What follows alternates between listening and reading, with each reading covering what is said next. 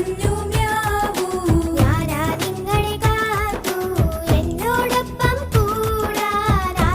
ആർക്കാണിഷ്ടം, ആർക്കാണിഷ്ടം. ആര് പറഞ്ഞു